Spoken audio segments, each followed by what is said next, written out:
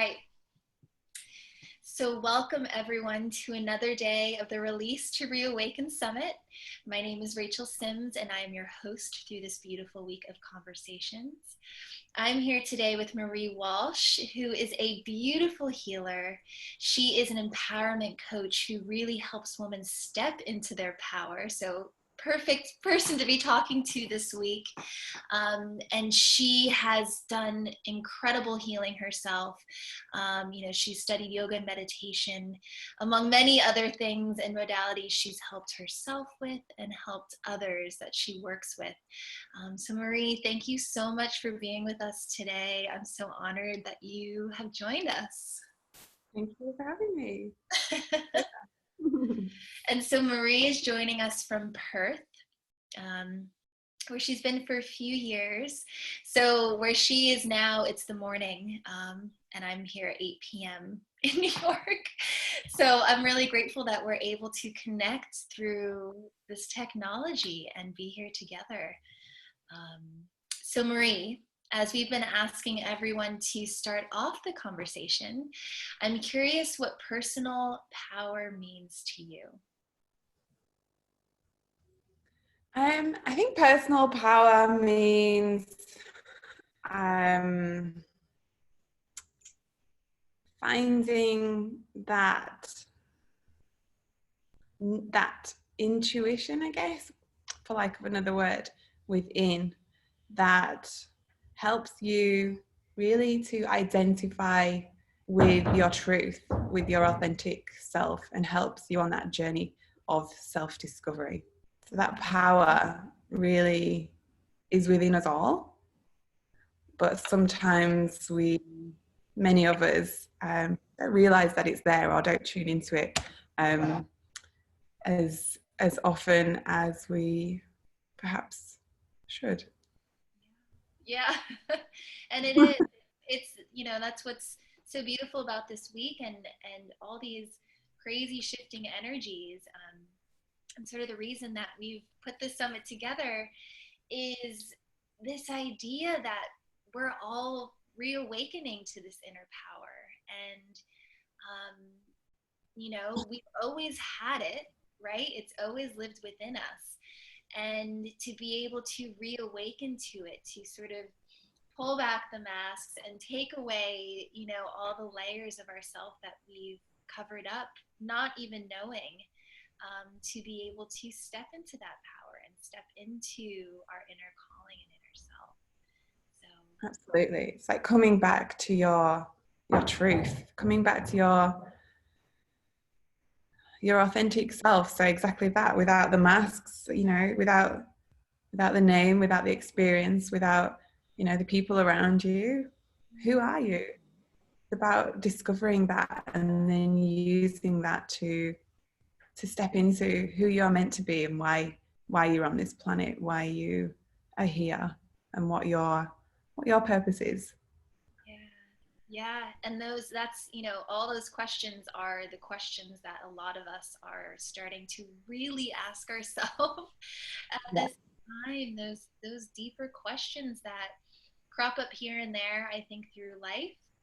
But given these sort of crazy times we're in, it's being lifted up. It's coming to the surface even more, right? Those questions of who am I and what do I want to do with my life and who do I want to be?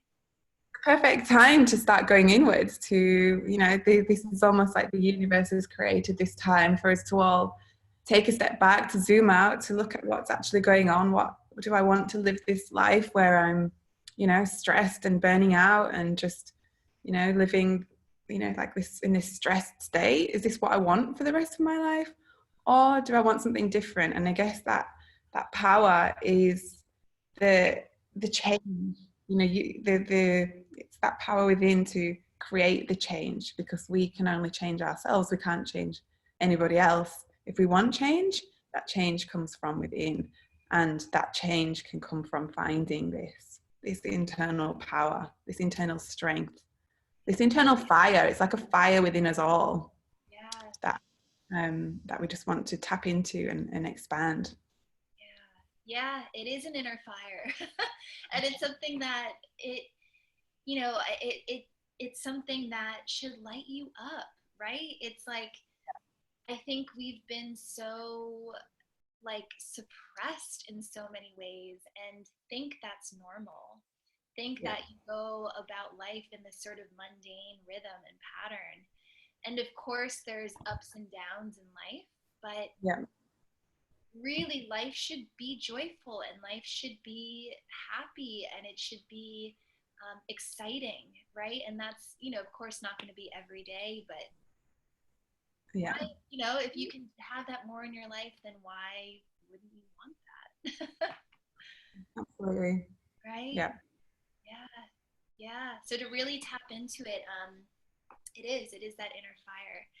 And so, Mariee, I've been so inspired by your story. And I'll tell you guys, Mariee and I met at a retreat last summer. So, Ava was actually a speaker the day before.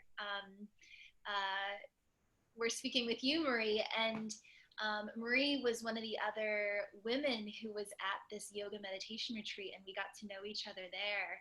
And so, we really got to know each other because we were there for 30 days, and for 7 of the days we were in silent retreat. And, for that first week, there was about 20 people, and by the end, what were there, like 6 or 7 of us who were there through the rest of the month.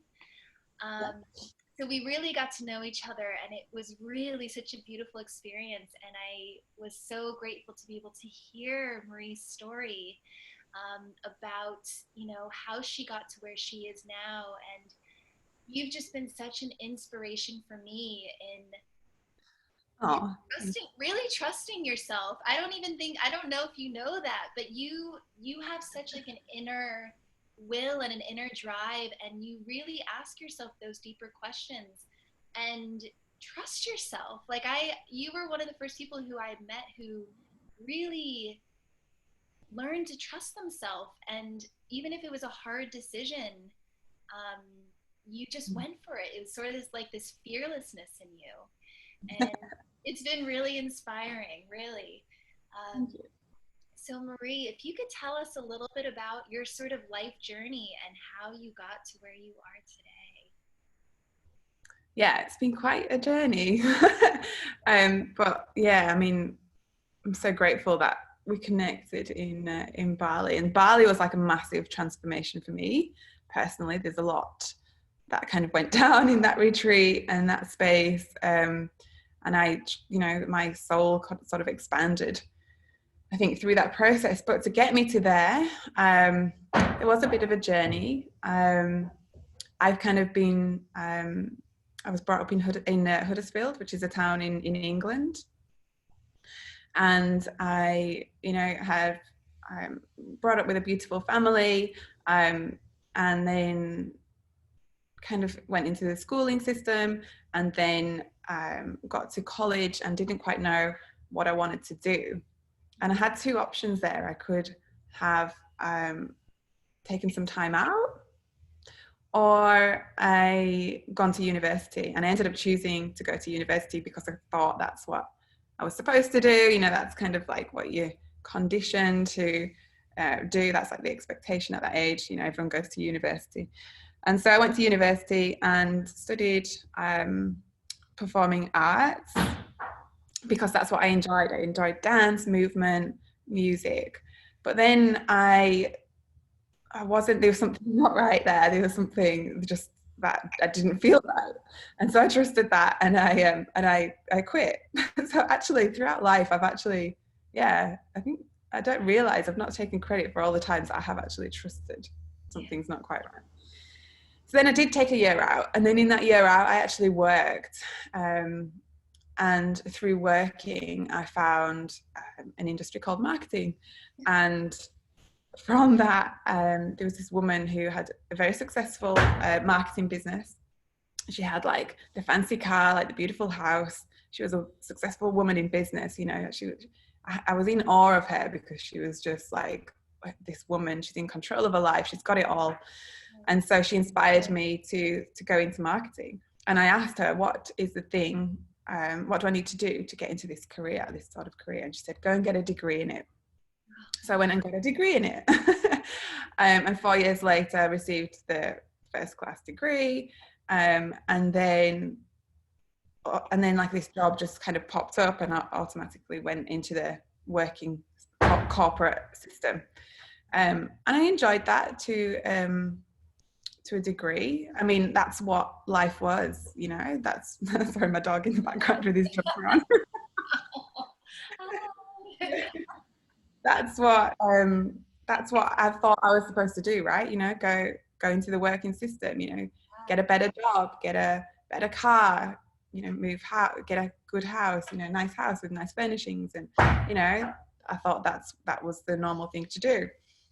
So I got this amazing job in this amazing company working on international brands, and I did absolutely love the job. I loved the people around me. I loved the job. But there was just something within me that was like, there's something more, there's something not quite sitting right here. What is it? And I went traveling in 2008. Such a cutie. Boy. I went traveling in 2008, and it was within that time that I experienced many different cultures. My eyes were open to, you know, the different countries, the beautiful people around the world, and the simplicity of life, I guess. And in particular, Peru was massive for me in that realization of there is more to life. These people in Peru, they are so beautiful. They are so happy. They've got this authentic nature behind them, and they've got next to nothing. They don't have the big houses like we do. They don't have the fancy cars, you know. They've got, like, you know, little straw huts, for lack of another word, you know, and Lake Titicaca, and but they're so happy, so smiley, so such, like, they had just such a beautiful aura about them. And so I think that really opened my eyes to, like, there is more to life than this sort of getting up, you know, driving to work in the dark, driving home in the dark. There is more. So I knew it. And then at age 28, I decided to take some action. And so I quit my job, sold my house, sold my car, and moved to the other side of the world, moved to Australia. And to start again, yeah. And I remember at the time, my auntie said to me, "What are you doing? Like, you've got everything that you could ever want. You know, you've got a good car, you've got a really nice house, you've got a good job. Like, what are you doing? Why are you throwing it all away?"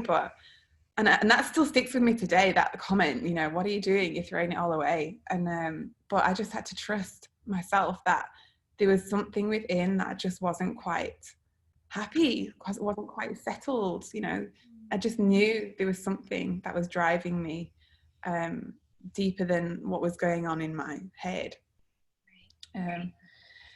And so I moved to the other side of the world and essentially started again. I actually planned to move to New Zealand, but I had some friends that lived in Perth, and I had some family that lived over here as well. So I thought, moving to the other side of the world, at least I'd have some connections. And Perth is such a beautiful, like, such a beautiful part of the world, and it's so freeing, it's so liberating. We've got, like, the ocean, the day, the weather is just like, it's like, yeah, it's such a beautiful part of the world, and I'm so grateful and blessed to be here.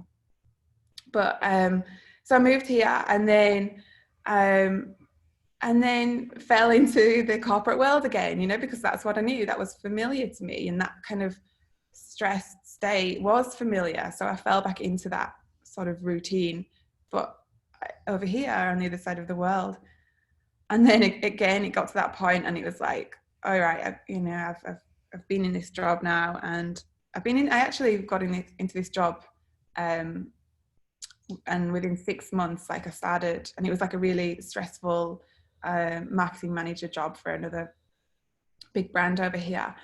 And yeah, essentially my health started getting affected. I started suffering from migraines and vertigo symptoms. And so I was like, hey, I just need to listen to my body. Like, this is not right. This is not why I moved over here. I moved here for a simpler life, you know, for the freedom, for the peace, and this is not giving me that. And so yeah, I quit that job without anything, without having any backup plan, but just trusting this needed to happen.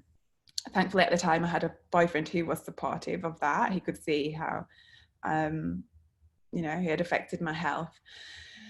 And so then, yeah, quit that and started my own marketing business, and started that business because that's all I knew. You know, marketing is what I knew. And so that's why I kind of fell into that. And immediately I got work. Thankfully, I was lucky enough to, you know, have built a bit of a name. And then, you know, kind of just, I guess, through the vibrations I was sending out, like the work was kind of coming in.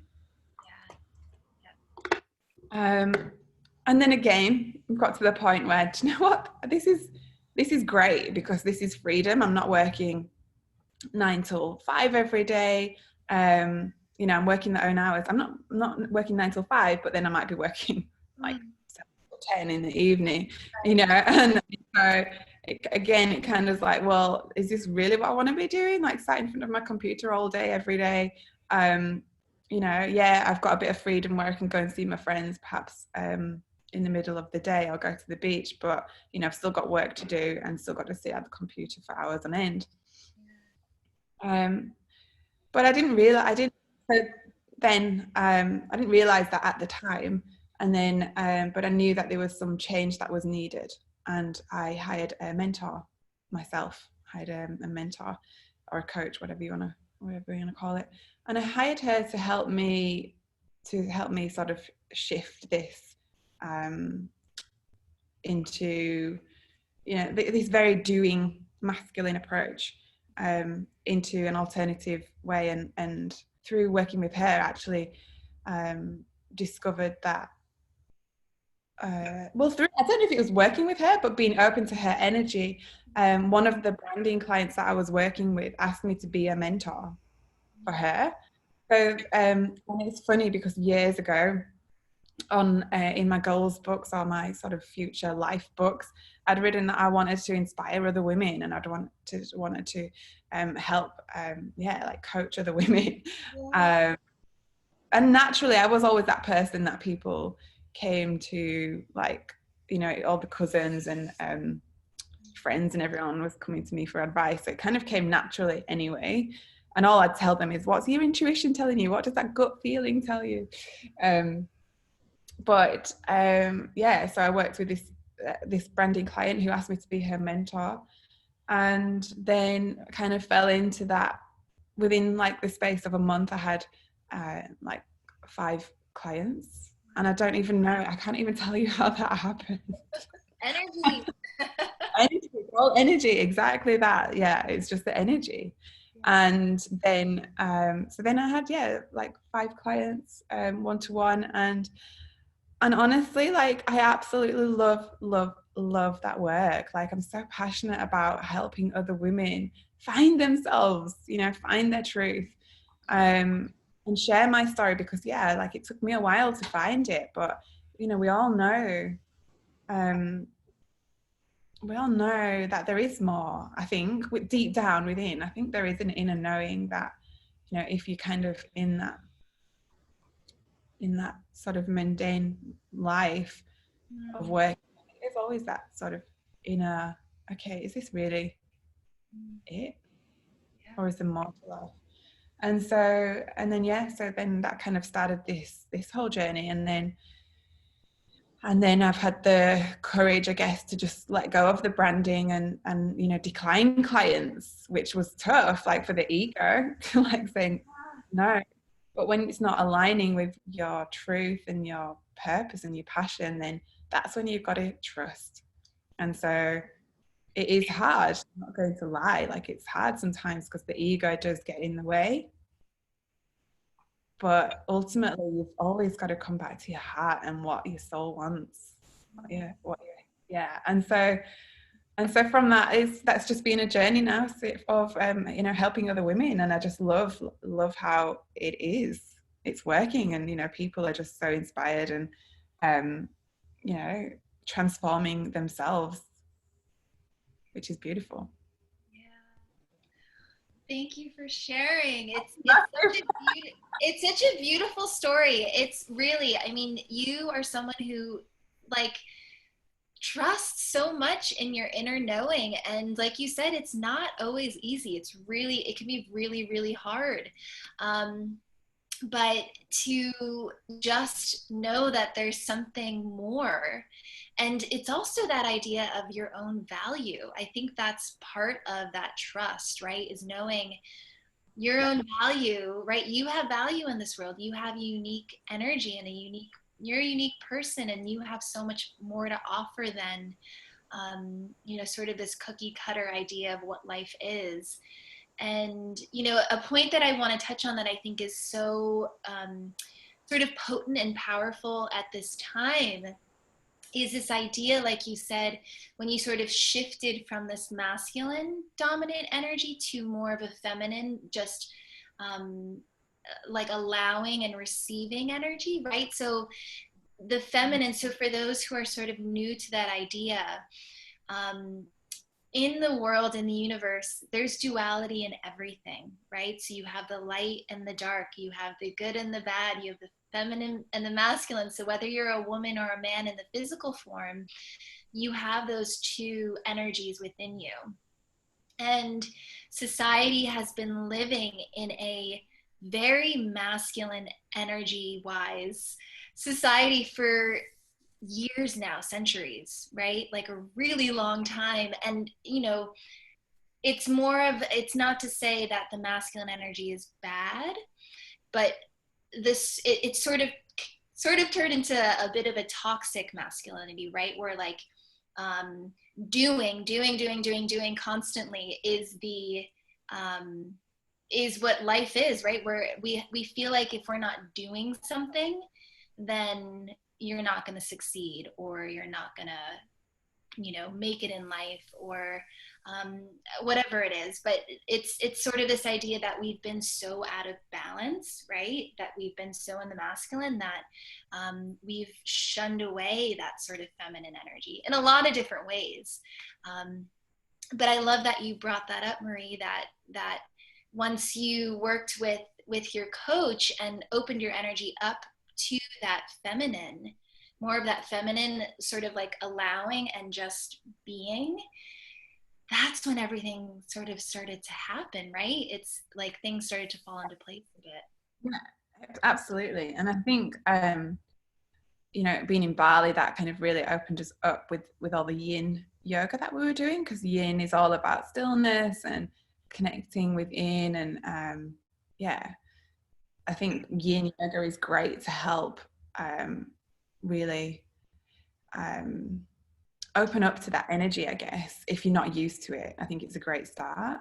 And that is something that in this new program that I've launched with the women, they're exactly that. They're still in the masculine way of doing things. They're still working hard. Not that working hard is not, you can't do that. You can do that in the feminine, but they're still sort of in this do. And so when I'm doing the yin yoga with them, they're really struggling. They're really struggling to just sit still, because they're not used to it. Because it's hard to just chill and be, and not have to do something or think, or look after something or do something. So it can be really challenging, but it's a beautiful way to start. But working with the mentor, I guess, in business, like the way that I've understood to be the correct way of working is, the strategy, the numbers, the how many clients do you want by this time, and they're very do, like this is what you this is where you want to go, this is how you're going to get there. I'm not saying that's wrong at all, but the feminine way is a lot softer, and it's a lot like, okay, let's just focus on being right now. Let's focus on self-care. Let's focus it on putting me first above everything else. That's like getting to a place where it's like, you've got, as a woman, like we've all got all these things in our heads, like we've got to do the washing, we've got to do the cooking, the cleaning, as well as the looking after the children, doing the work, whatever. And I think to let all that go and because all that's doing is distracting you from yourself. So I mean, not to say don't do it, but is it really, really important if you're like feeling so stressed and heavy in your shoulders? Like, is all that stuff, does it really need doing right now, or is your self-care more important? Are you more important? And as women, I think we put ourselves last. We always put ourselves last, and I think we need to start putting ourselves first and investing in our own self-care, whatever way that looks like. That's come up But quite a bit this week. I hate to say it, but it really, like, it's something where, like you were saying, the masculine is not a bad thing. We actually need it. It's more of the rebalancing aspect, because we've been so focused in this masculine. And the feminine, when you can truly start to live more in the feminine and balance it out, that allows you to rest. And in those resting moments is where inspiration comes. It's where you can really take care of yourself and allow the mind to rest, allow the body to rest, so that when you're ready to go when you're ready to go make things happen, you for one thing have the energy, right? You're coming from a more focused, clear space. Whereas when you're constantly going, you're not giving yourself that time to breathe and to truly release, right? That's what this whole summit is releasing, allowing yourself to release. And yeah, I'm glad you brought up the yin too. Mariee teaches yin classes, and she's been doing it in her what do you call it, the four pods, the pod. Yeah, the Fearless Four pod. Yeah, this week, which just launched this week, which is amazing. And yin is a really beautiful practice to start with. Yeah. You brought that up. But you're right with the inspiration, like when you're in that masculine way of doing, and you're looking at your social media, and it's like, I've got to post this, and I've got to do that, and I've got to have so much content created, which is yeah, it's right. But how about just taking a step back and just feeling within and letting it flow from your heart space? When you connect to that feminine, that's when like you say, that's when the inspiration comes. That's when the creativity starts to flow. Yeah. And it's more natural. It's almost like more of a natural way to create, rather than that structured, like, I've got to do. And then you kind of lose your inspiration because you're like, oh, I've got all this going on.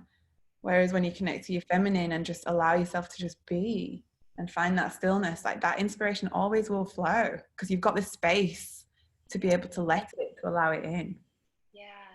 And I'll tell you, I definitely still get caught up in that to this day, feeling like I need to post and I need to be out there so people, know that I'm still here.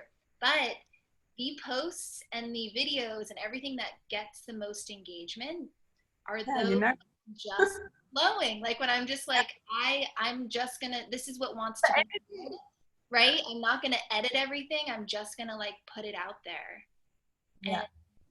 And you always feel it when it's genuine. Even you can feel it in others. You can feel it when it's from their truth, and you can feel it when it's just doing it for the social, for the counts. But yeah, absolutely, that it shows in the numbers, like the energy it does. Yeah, you're so right. Yeah, and we're all more sensitive to energy than we know, so you can feel it. Others can feel it. It's we're made of energy, so we are affected by all of it. So Mariee, I would love for you to talk about, so one of the biggest things, and that, again, just being so inspired by you, and this happened while we were in Bali, was you wanting to change your name. And this, I remember it being a big deal for you, but also it being your truth. You knew you had to do it. So could you tell us a little bit about that experience and what that was like? Yeah. It's funny, like, so when you say changing my name, like, I've changed my name in that I now use my middle name Mariee instead of my first birth name Kira. So when I came to Bali, I was known as Kira, right? I think it was like, was it a week? A week? Everyone knew me as Kira. Like, hey guys, like stop. Not at all anymore. I don't even see you as Kira at all. So yeah, it was through that silent retreat, and that silence is so powerful in coming back to your truth, in back to your that authentic self, removing those layers, removing those masks, finding that stillness, that peace within, to allow you to heal almost. Well, absolutely, not almost. And so yeah, through that 7 day retreat, I one of my intentions for the 7 days was to reveal my truth, I think, or remove the masks and reveal my truth. Like, what did I want out of it? And everything that I wrote down that I wanted out of the retreat, obviously I received. And so I think it was like day 4 or 5 of the retreat, when you're in silence, that, you know, your heart really starts. Like the first few days, I'm not going to lie, it was like, it was hard, you know, to like stop with the distractions, like to think, you know, how many times can you ask yourself, who am I? Like, without getting triggered, you know? Who am I? I'm a person, you know. It's like, who are you beyond the person? Who are you beyond this? And ultimately you get to this beautiful place of love, right? Pure love and bliss.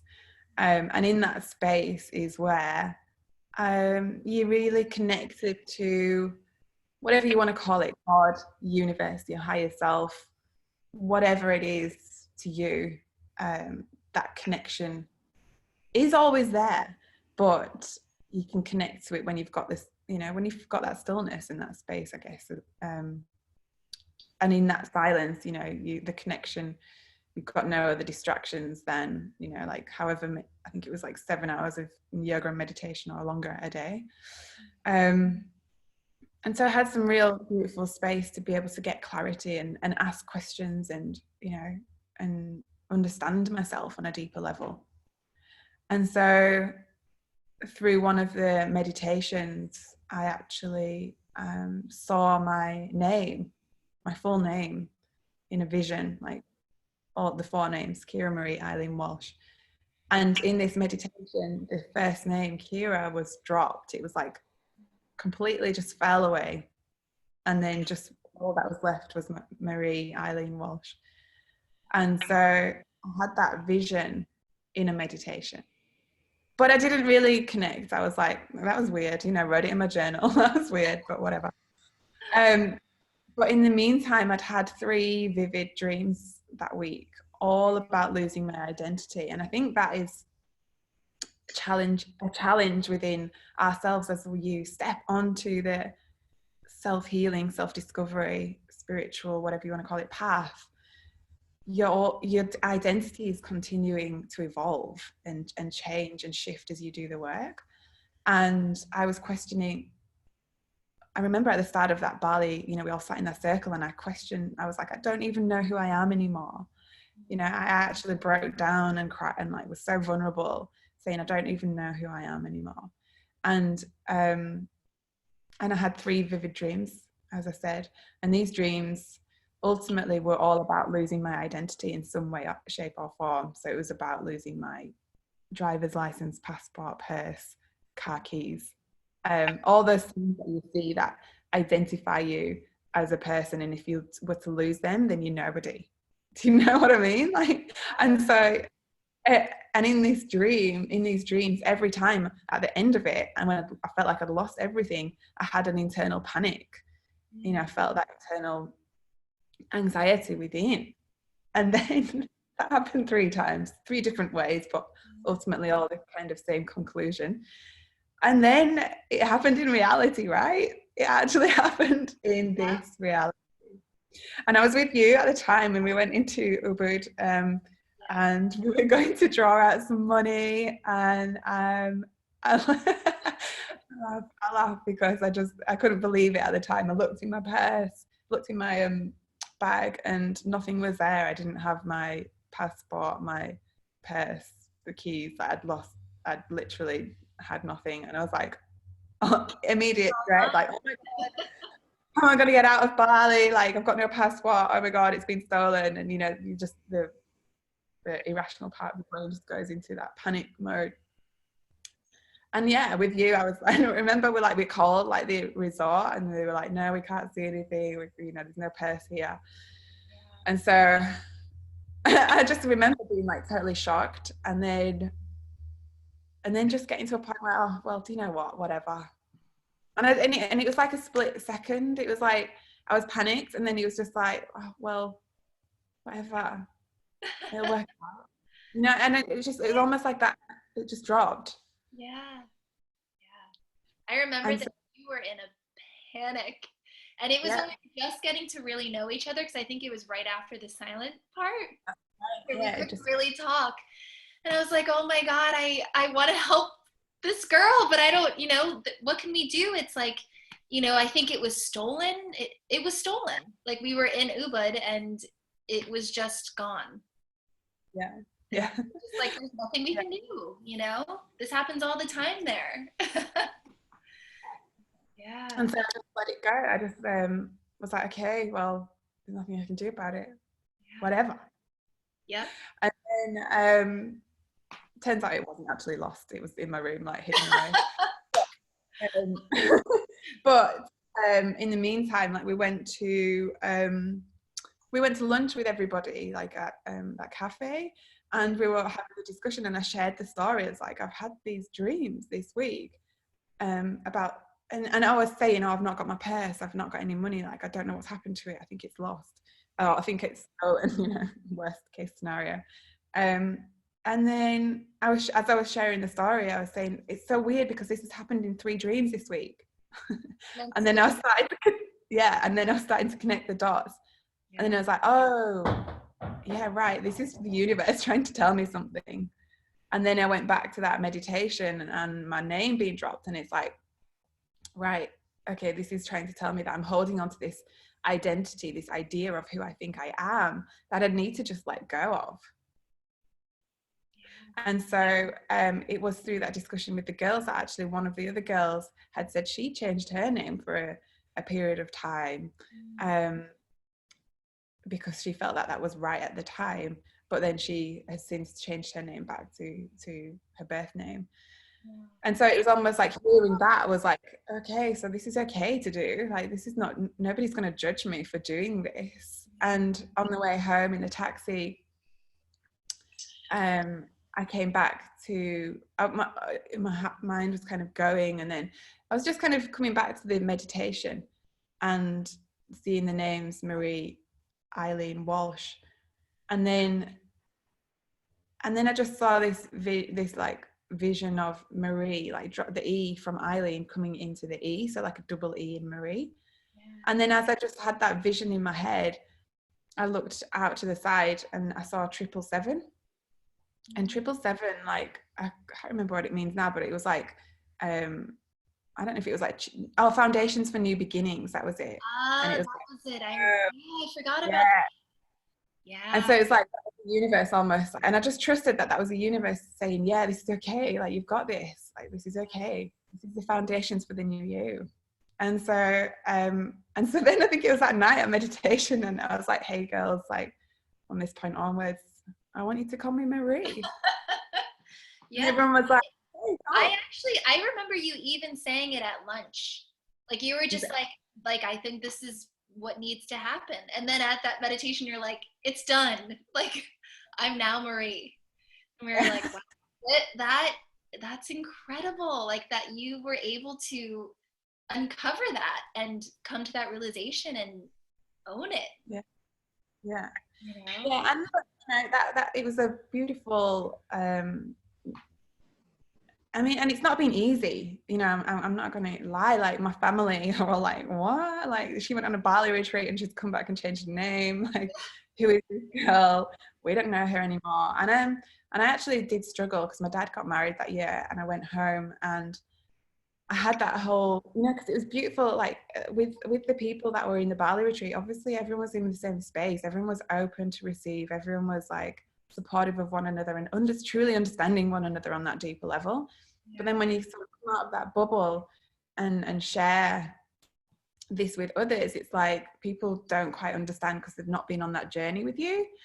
And so going back to England to my dad's wedding, I remember he had a gathering the night before the wedding, I think, or a couple of nights before the wedding, and I didn't know what to introduce myself as, and I didn't end up saying Mariee or Kira because, you know, I was introducing myself to dad's partners, dad's wife's now wife, family and friends, and I just couldn't find the words to say what my name was because I didn't know if dad had been saying, "Oh, I've got 3 children, you know, Chris, Kira, Chloe," or if he'd accepted it and, you know, and is telling people that's what my name is now. Because, you know, for that generation, it's almost like they don't always understand like why, you know, and they just find, yeah, I think my family were just kind of a little bit like, what is she doing? But and I ended up just introducing myself as, I'm James. Hi, I'm James's daughter. Like not even saying a name, And so I went back that night and I cried so much, and I just like journaled it out and spoke to my partner, and I just did a card reading, just to have that like almost like reassurance. And in the cards it was all like, hey, like stick to your authenticity, you know, stick to yourself, like you're doing the right thing. And so it's almost like I just needed that, okay, like yeah, I am doing the right thing, this is okay, I am Mariee, and this is who I'm going to introduce myself as. So yeah. And like thankfully, like my dad has just embraced it, you know, he calls me now, hey Mariee, which is beautiful. And yeah, my mom is still kind of taking her time. She's like, I just know you as Kira. And that's okay. That's okay. It is. It's a journey. It's a journey, right? And I love that story because that takes a lot of courage, and it's really like what you said. Being in Bali, you're in such a bubble, and everyone is going through the same things, and you know, not exactly the same types of things, but we're in this bubble where we understand each other, like we know where we're coming from a little bit more. And to sort of break through that bubble and come back to the, you know, quote unquote real world and say, oh, I'm not this person anymore, this is who I am, especially for those who, you know, might have been in your life for a little bit longer, it can be a really scary thing. And it's I really commend you for the courage that you had to step into that and to own that part of yourself, even like you said, when it was hard, and you know, being at your dad's wedding and still not knowing what to say, but just still holding on to that trust. Like it's always gonna have, you're always gonna have those wavering moments, right? And that's okay. I think that's the thing to know, is it's okay to feel that. And it's funny actually because it has come up like recently how it's almost like I have in the past looked back at Kira as like in a negative way, like she's not who I am anymore, and almost like that ego kind of came out. Like the ego came out in, it's like it's hard to try, because it's like I've got 2 versions of myself, but I haven't. Like it's all me at the end of the day, but it's like I had split myself and had my life as Kira, and now I've got my life as Mariee. But I did have this little moment earlier where it's like, oh my God, like being Kira has brought me so much love, so much joy. She's brought me strength. She's got me to where I am now. And it's like, I think I just needed some time to like bring them together and remember that, yeah, we're all one. Like we're all one. Yeah. And it's sort of like that integration too, right? It's integration. Yeah. And it's that's what I think is so beautiful about life though. And I think that's something that I think needs to be a little bit more normalized, in all honesty, is this idea that as we go through the journey, we're always going to be changing. right? There's Yeah. always going to be things that are coming up, whether you're changing your name or whether you're changing your appearance or, you know, your values or whatever it might be, or the way you want to live your life. Um, you know, to normalize it and for people to understand more that that's a life in flow. Like that's such a beautiful thing. And to be able to do that, you know, I would love to see the world open up to that. I think it would be such an amazing place to be able to, you know, see someone progress through different stages. It's almost like stages of life, right? Where um, there's just, we're so layered, and to just keep pulling back the layers and meeting someone new, but still knowing that, you know, the heart of who that person is the same. Yeah, I think that's absolutely. a beautiful thing. Yeah. Mm. Yeah. Yeah. Yeah. A journey, but and who knows? Like, I don't know. Maybe I'll go back to Kira. Who knows? Like, or I could change it again. Like, Yeah, exactly. Exactly. And just to know that's okay. yeah, that's okay. It's okay. That's such a beautiful thing, and that's energy, right? That's when, you know, of course energy is always flowing, but to just be able to be that open and you know, I don't know. That's just that's my dream for the world, is to sort of like free everyone to be able to do that. Yeah, to be, yeah, because there is so much judgment in the world. There can be, like, you know, Yeah. so much judgment. We judge ourselves, we judge other people, we judge, you know, we judge so much. Yeah. And there's a fear then of there is this fear of being true to yourself, because you've got this fear of what other people think. And when I first stepped onto this path, I had that fear. And in fact, sharing stories like from my heart on through socials, at the time when I'm doing it and I'm in the flow, like, I don't have any fear, because I know that it's truth. I know that it's meant to be shared. But after you've posted it, it's like, oh, what are people going to think? Like, you know, but you just got to stay true to your truth, true to your heart. In, you know, whoever's meant to see this will see this. Whoever's meant to take something from this will take something from this. Whoever's meant to be triggered by this, and that's another one. A lot of my family are triggered by my posts because they're not used to such vulnerability and such open sharing. You know, that brings up something within them. Mm. And that's been a little challenging to overcome as well. But I've just got to, exactly that, stay true to myself and trust that, you know, that's them, and that's not me. That's something within them that they need to heal, Yeah. if they're getting triggered by me sharing. Yeah. And we have, through the week, talked a little bit about sort of relationships being mirrors of each other. And for those Yeah. who are new to that concept, it's the idea that everyone in your life, all the relationships that you have in your life, they are a mirror of yourself.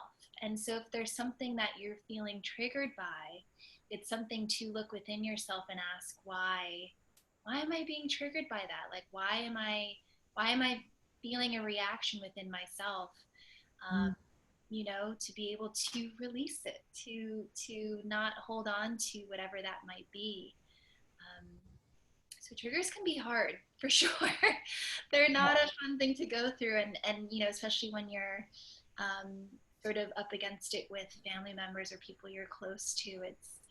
It can be a challenging thing, but I think that's part of the growth too. Is That's how we sort of challenge and encourage each other to grow. Is sort of knowing that those triggers are going to be there, but you know, knowing that in, you know, everyone takes their own time to sort of confront it and move through it, but that's a beautiful way to grow, even though it might not feel so good. Yeah, I mean, um triggers is your own, is a triggers is like almost like an identifier of what you need to look at within yourself. Yeah. And yeah, they will always have them. We'll always have them. Well, always, yeah, and it's not always easy. But I think, one thing that sort of comes to mind is I recently have been reading this book. I think it's called Big Magic by Elizabeth Gilbert. Have you read it before? No, but I think someone's mentioned that to me recently. So maybe She, I'm. yeah, it's incredible. I'm only like a few chapters in, but she mentioned it's basically about living a creative life. And that doesn't necessarily mean the creative arts, so what you would typically think of like being a writer or an artist, a painter, or any of that. Living creatively is basically like being open, allowing it's sort of like that flow, like that's sort of what I think about, and being true to yourself, whether it might not seem like the right thing to society or not. But she mentioned something about inspiration and fear always being hand in hand. Like those things are always going to be hand in hand, right? But it's the idea of when you can sort of acknowledge the fear. So be friends with the fear. Yeah, like make friends with the fear and say, okay, this is the path I want to go down, or this is the idea I have, or this is the mask I want to take off. um, you might not like it, you might try to like hold me back from it, but know that this is the path I'm going, and I might still feel it, but you know Yeah, and it's when you feel that fear, then you know it's the right thing to do. Like you know that is your soul calling you, and all you've got to do is step into it, lean into that fear. You know, it's like when you've got that post ready, and you know at that last moment you're like, oh shit, what are people going to think? Post it anyway. yeah. Do You've it. got to lean into it. You just got to do it. It's Yeah, like summit, you know, yeah, just do it, lean into it. take that leap. Yeah. Yeah.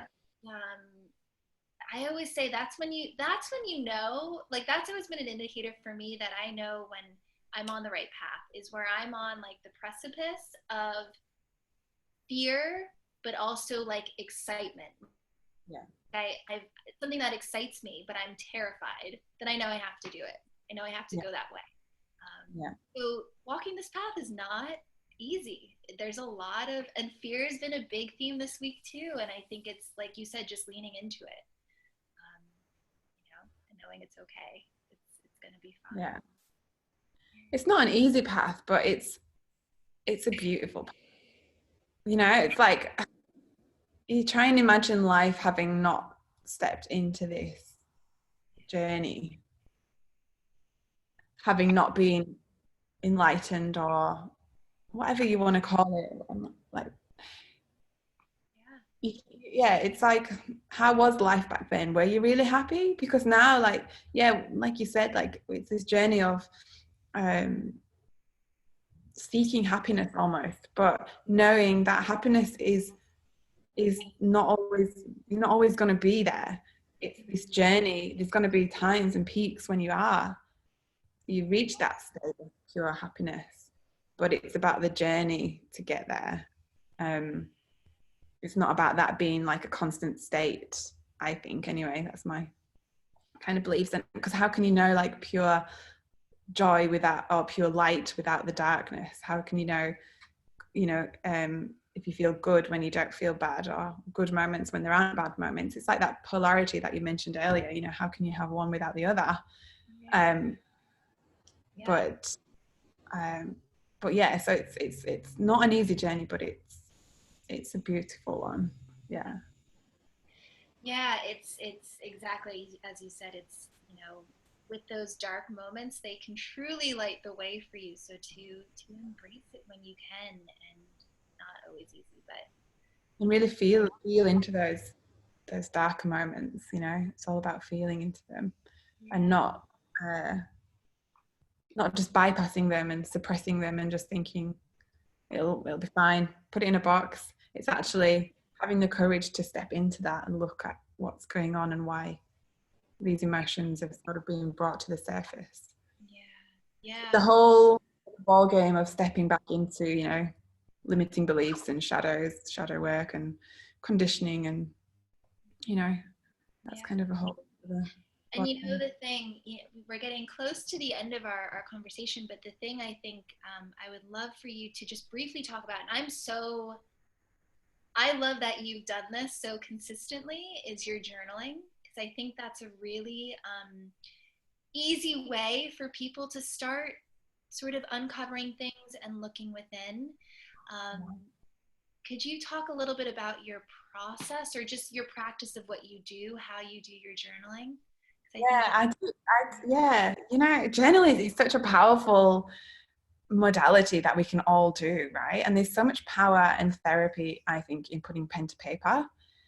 And just, you know, journaling can be anything from, you know, I write about just what's happened in the day sometimes, just, you know, what's happened. But then I'll write about just everything that's in my head. I'll just get it out onto paper. And it's just a great way to clear that space within your mind. But to go deeper, like when you're sort of going through, you know, you've hit a point and you don't know why you are feeling the way that you're feeling, you know, in my journaling prompts, I start to ask myself, okay, so what is going on? So I'll ask myself questions like, what is going on? And then it's like, okay, I'm feeling this way. Okay, why are you feeling this way? You know, and I'll sort of just prompt myself, and then I'm feeling this way because. But then the next question is always, but what's deeper than that? So the answer there would be, I'm feeling this way because someone upset me because of this, you know. But then it's like, okay, what's deeper than that? And it's like, what? Okay, so let's go beyond that surface level. What's going on a bit deeper? And then I'll answer that. And then I'll ask the same question. Okay, what's deeper than that? And that's when you start getting to those deeper layers of what's the belief here? What's the story that I'm telling myself that is not true? Because coming back to what you said about we are create, you know, life is creativity. We are our creators. We create this life that we live. And it's kind of quite a hard concept to understand when things are going shit, you know, not going so well. yeah. But we do create this life. We create everything. We are creators. That's what we're here to do. When we manifest we manifest everything in our lives, from being at a higher state of vibration or frequency and to a lower. So it's like, you know, everybody's surely heard of the law of attraction, where like attracts like. You know, the same, you know, when you're in those kind of lower vibrations, you know, when, you know, you running late, you get up late, and then the traffic's bad on the way to work, and like that kind of, again, like that like attracts like, where the negative kind of things always come into play. But that's because it's like your state of mind, or like the stories that you're telling yourself, like, oh, you know, you're kind of in that state, like, oh, I've got up late, like gonna have a rubbish, you know, it's subconsciously like you're in that state where your day's not going to go so well because it's not gone so well. Yeah. So yeah, that's coming back to the fact that we are creators, and we can create. And through journaling, you know, when you've got to, that's how kind of where I get to, it's like, well, this is the underlying thing, this is the story that I'm telling myself. So how can I change that story? How can I rewire my brain? How can I write a new story? How can I create again? Like, how can I create my life in a better way that this situation doesn't affect me the way that it's affected me? And so then you rewrite your story, and through journaling, you can write how you want to live. You know, so it's like future self stuff as well. Like, I am open to feeling loved. I am open to whatever it is that you're going through, you know, writing as if you've already received it. So I do journaling in lots of different ways, from just writing out my day to what's going on in my head, to asking myself questions, and then to script writing my future self. Does Yeah. that answer your question? Yeah, no, that's perfect. And you are someone I always remember, you know, anytime I talk to you, and just from being with you for a month, know how just consistent you were with your journaling. And I just remember it helping you so much. And, you know, I've really been inspired to do that more myself. And it's, you know, it's, I don't do it every day, but sometimes I do. But it's always just, you know, it's always there for you, like whenever you need. Like, just get a little journal and just, yeah, I'd recommend it to anyone. Yeah. And it is a really good way too to sort of track your progress. I mean, I've really been journaling since I was like 5. And it's really funny to sort of look back and see my life. But, you know, over the past few years, it's been more of, you know, my journaling entries have been more about my self-empowerment and things I'm releasing. So there's deeper topics and practices that have gone into journaling. But you're right. It's such a good way to really understand yourself on a deep level and sort of keep going and peeling back those layers. Because on the surface, you could think there's an issue for one reason, but once you really sort of get underneath, it could be something completely different. That's, you know, of course it's relevant because that's the reason why you're being triggered.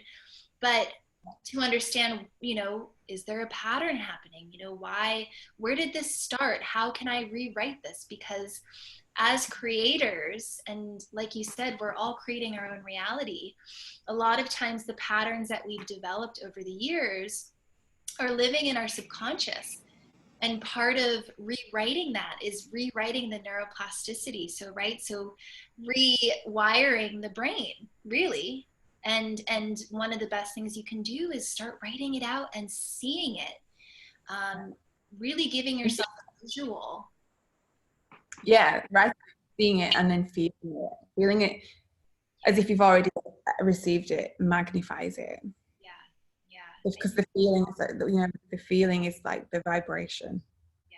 So if you feel that love or however it is that you want to live your life, which ultimately we're all seeking the same things, right? Freedom, love, happiness, peace, you know, connection. We're all human beings, you know, we all seek the same things. So it's writing that into the stories. Yeah, yeah, it's wonderful. You're right. Journaling is a beautiful way of looking back at your journey as well.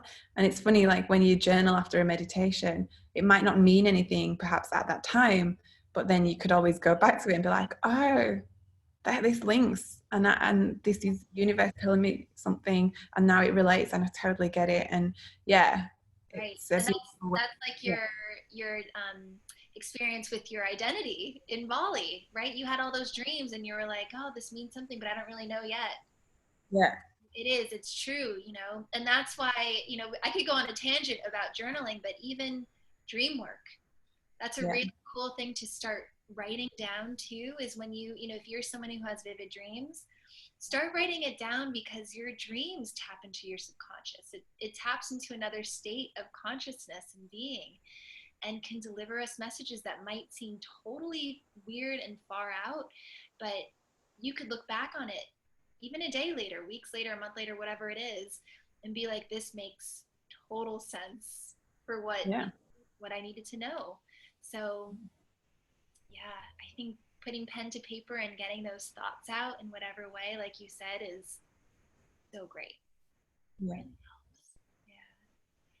Wonderful, Mariee. So we are at the end of our conversation, and you know, as we've been doing with everyone, I wanted to ask if you have any last advice or guidance for anyone who's looking to step into that power and start releasing some of the things they're holding on to, just to feel that empowerment within them again.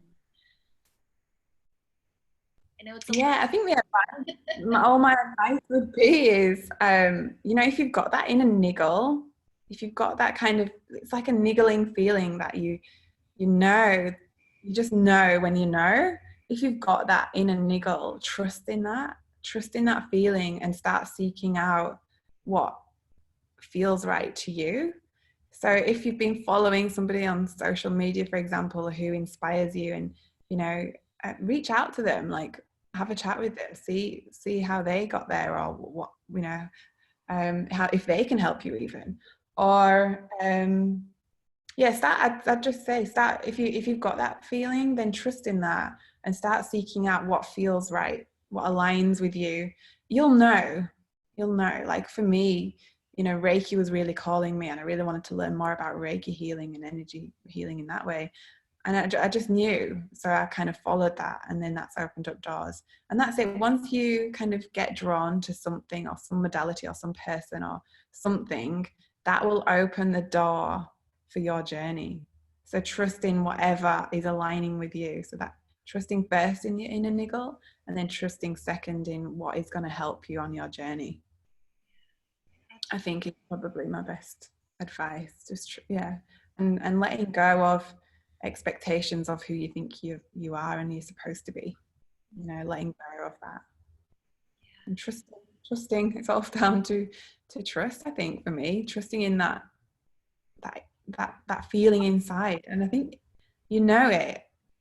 It's like the girls in the pod, like they know it, they feel it, but sometimes they've got to step into that fear, and I tell you, like, especially in these times at the moment, like money has come up a lot, like the fear of spending, which is like stopping the flow of energy, right? Yeah. And so when when you've got that individual and you want to work with somebody or start something to start your journey, you just got to lean into that and let the money, if you pay for it, like the universe will support you by you trusting in yourself and stepping into that fear, and spending that little bit of money will open up so much more for you on your journey. So I'd advise in investing in yourself if you've got the money available, even if you've not, like, and you've really called to something, if you step into it, the money will come to you if you're determined to go down that path. Like if you're determined and you've made that decision for your self-care, for your health, self-healing, the universe will only support you, because it's like the universe is like, oh, hey, this person is dedicated, I'm going to support them. Yeah. Give me And that's a whole other conversation we could have about money. yeah. That's a huge thing that, of course, everyone's concerned about money.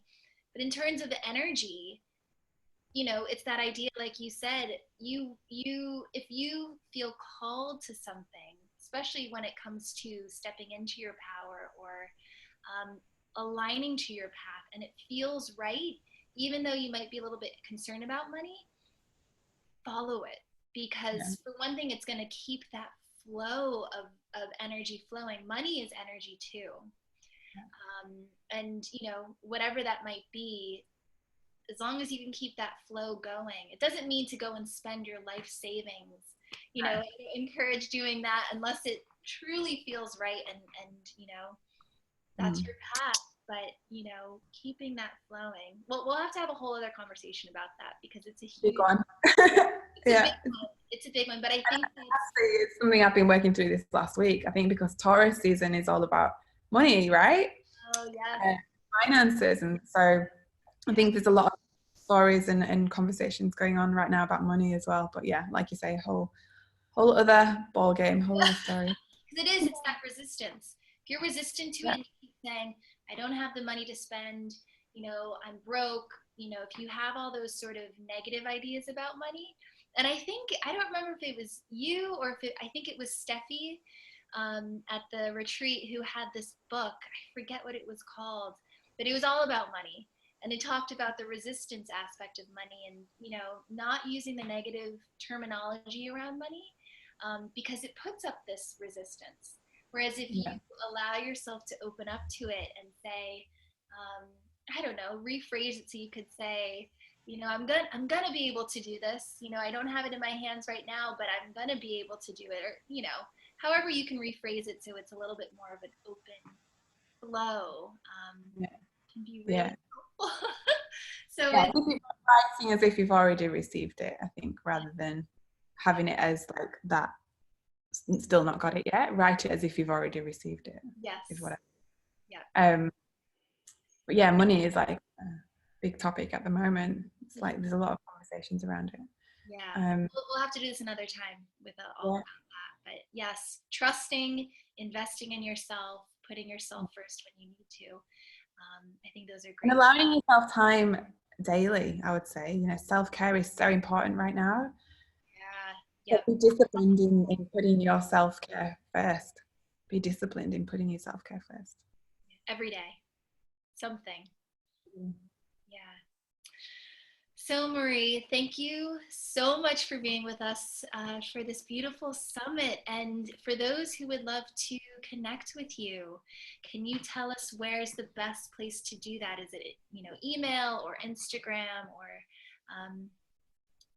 so Instagram, probably Mariee, so Marie.Walsh. is me on Instagram. And then if you want to check out the website, it's living-withlove.com. Perfect. And I'll put all of that underneath the video as well, all spelled out, so everyone can just click to go connect with you. Thank you. Beautiful. Thank you for having me. It's been a lovely chat. It's been wonderful. Yeah. And what's that? You could go for hours. For hours, for hours and hours and hours. I know. So we'll, we'll do this again. I feel like there's so much to talk about. So we'll for sure do this again at some point. But thank you for being here. As always, it's so beautiful to connect. And thank you guys for joining us. We'll see you tomorrow for another beautiful speaker. Thank you. Thank you.